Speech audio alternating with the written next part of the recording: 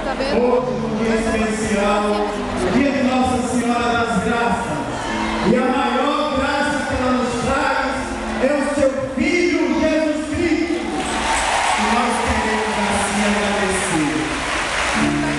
Durante todo este ano, famílias restauradas, corações feridos curados, e isso se deve também à participação de toda essa família.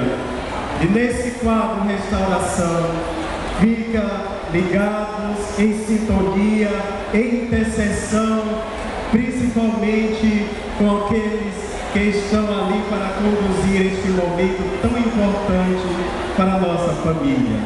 Por isso nós queremos pedir ao Senhor que abençoe, que restaure sempre a nossa família, a família do bem. Amém. Obrigado, Padre Gilberto. Com vocês, o Frei Cantor e comunicador, Frei Mário Sérgio.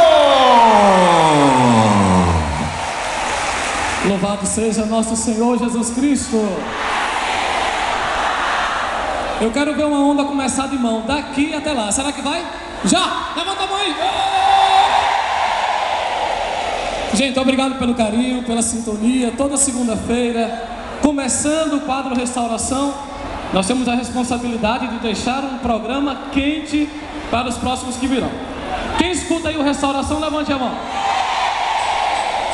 Quem já recebeu uma graça nesse programa, levanta a mão. E quem já aprendeu o refrãozinho da música do Frei, levante a mão. Será que aprendeu? Vamos ver? Dá-me tua paz. Quero ouvir. Dá-me tua paz. Preenche o vazio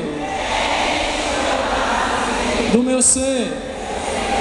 Dá-me de beber e viverei. Pode ser melhor ainda agora, vamos lá.